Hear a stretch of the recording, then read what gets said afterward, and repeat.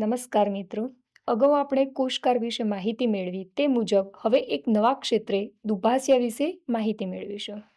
માનવ સંસ્કૃતિના ઉદ્ભવ અને વિકાસમાં ભાષા એ અભિવ્યક્તિનું સૌથી સક્ષમ અને પ્રભાવશાળી માધ્યમ રહ્યું છે.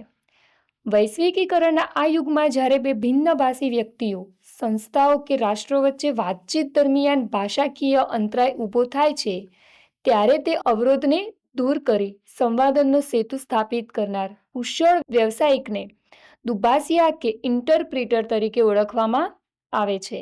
સરકારી વહીવટ, રાજદ્વારી સંબંધો અને આંતરરાષ્ટ્રીય મંચ પર દુભાષિયાની ભૂમિકા અત્યંત સંવેદનશીલ અને જવાબદારીભરી હોય છે. તે એક એવી વ્યક્તિ છે જે એક ભાષામાં વ્યક્ત થયેલા શબ્દો, વિચારો અને તેના મૂળ અર્થ તથા ભાવનાને જાળવી રાખીને ત્વરિત અને સચોટ રીતે બીજી ભાષામાં મૌખિક રૂપાંતર કરે છે. તો દીપિકાબેન જણાવશો દુભાષિયા એટલે શું? જી, દુભાષિયા એ ભાષણ વ્યવસાયિક છે જે બે કે તેથી વધુ પક્ષો જ્યારે એકબીજાની ભાષા સમજી ન શકતા હોય ત્યારે તેમની વચ્ચે રહીને તેમની ભાષાનો અનુવાદ કરે છે. દુભાષિયાઓ તેમના અર્થઘટનમાં નિષ્પક્ષ રહેવું જોઈએ. તમામ હકીકતો સુવાચ્ય, સુસંગત તેમજ સંક્ષિપ્ત રીતે રજૂ કરવા જોઈએ. ટૂંકમાં કહીએ તો દુભાષિયા એ બે ભિન્ન ભાષાઓ અને સંસ્કૃતિઓ વચ્ચે સંપર્ક જાળવી રાખતી એક જીવંત કડી છે, જે શાસન અને વહીવટમાં પારદર્શિતા અને સ્પષ્ટતા લાવવાનું કાર્ય કરે છે. સરસ. તો દીપિકાબેન જણાવશો કે દુભાષિયાની કામગીરી શું હોય છે અને તે ક્યાં કામ કરે છે? દુભાષિયાની કામગીરીની વાત કરું તો તેઓ બે પ્રકારે કામ કરે છે. એક તો એક સાથે, એટલે કે વક્તા જ્યારે બોલતા જાય અને દુભાષિયા તરત જ બોલવાનું ચાલુ રાખે છે, જેમ કે મોટાભાગની પ્રેસ કોન્ફરન્સમાં તમે જોતા જ હશો.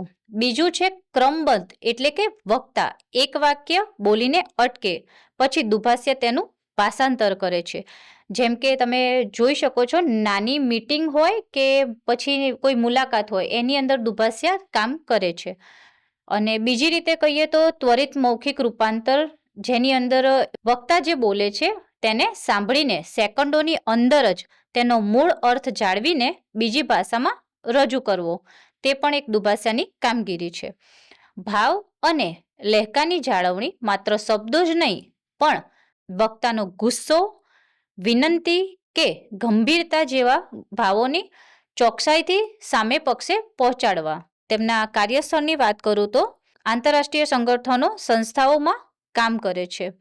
બીજું રાજદ્વારી, જેની અંદર વડાપ્રધાન કે રાષ્ટ્રપતિ જ્યારે વિદેશી મહેમાનોને મળે ત્યારે તેમની વચ્ચે વાતચીત માટે દુભાષિયા કામ કરે છે. ન્યાયતંત્રની અંદર જ્યારે કોઈ આરોપી સાક્ષી સ્થાનિક ભાષા ન જાણતો હોય ત્યારે કોર્ટમાં તેમની વાત સમજાવવા માટે દુભાષિયા કામ કરે છે. હોસ્પિટલમાં વિદેશી દર્દીઓ અને ડોક્ટરો વચ્ચેની બીમારી અને સારવારની સમજૂતી માટે પણ દુભાષિયા કામ કરે છે. પર્યટક સ્થળ હોય જ્યાં વિદેશી પ્રવાસીઓને ઐતિહાસિક સ્થળો અને સંસ્કૃતિ વિશે ભાષામાં માહિતી આપવા માટે પણ દુભાષિયા કામ કરે છે.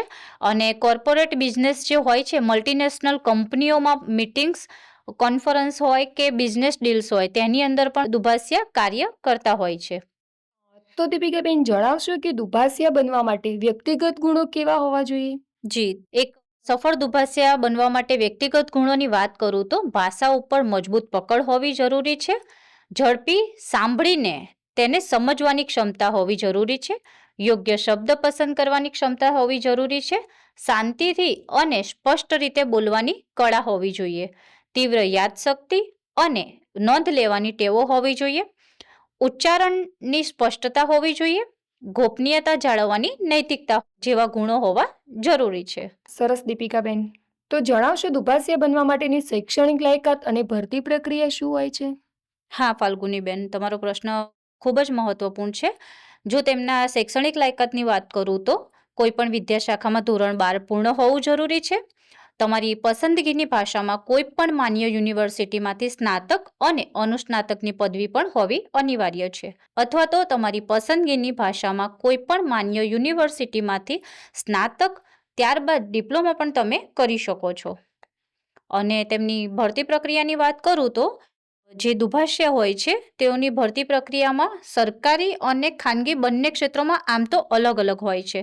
સરકારી સંસ્થાઓમાં કેન્દ્ર સરકાર અને રાજ્ય સરકારશ્રીના કચેરીઓના જે ભરતી નિયમો હોય છે તે મુજબ લેખિત પરીક્ષા હોય છે, ત્યારબાદ તેમનું મૌખિક ઇન્ટરવ્યૂ તેમજ તેમની દસ્તાવેજ ચકાસણી અને મેરિટના આધારે તેમની ભરતી પ્રક્રિયા થાય છે. જ્યારે ખાનગી ક્ષેત્રમાં કંપનીઓના વેબસાઇટ ઉપર દુભાષિયા માટેની નોકરીની જે જાહેરાતો હોય છે તેના દ્વારા પણ ભરતી પ્રક્રિયા થાય છે. જી બેન, તો જણાવશો કે દુભાષિયામાંથી શું પ્રગતિના અવસર મળી રહે છે? હા, દુભાષિયામાંથી પ્રગતિની અસીમ તકો રહેલી છે, જેમાં સહભાગી દુભાષિયા, ત્યારબાદ વરિષ્ઠ દુભાષિયા સુધીનું પ્રમોશન મળી રહે છે. તો બેન, દુભાષિયા બનવા માટે શિષ્યવૃત્તિ કે કોઈ યોજનાનો લાભ મળી શકે છે? હા, રાષ્ટ્રીય શિષ્યવૃત્તિ પોર્ટલ, સ્કોલરશિપ પોર્ટલ તથા શૈક્ષણિક લોન માટે પીએમ વિદ્યાલક્ષ્મી પોર્ટલ પરથી તમે માહિતી મેળવી શકો છો. અને આ સંદર્ભે ક્યાં અભ્યાસ કરવાનો થઈ શકે છે અને તેમાં સફળ થયેલા દુભાષિયાઓની સાફલ્ય ગાથા તથા કરિયર કાર્ડની લિંક અને આ હોદ્દાની વધુ માહિતી તમે આ વિડીયોના ડિસ્ક્રિપ્શન બોક્સમાંથી મેળવી શકો છો. આશા છે કે આ માહિતી આપને ઉપયોગી થશે. ધન્યવાદ.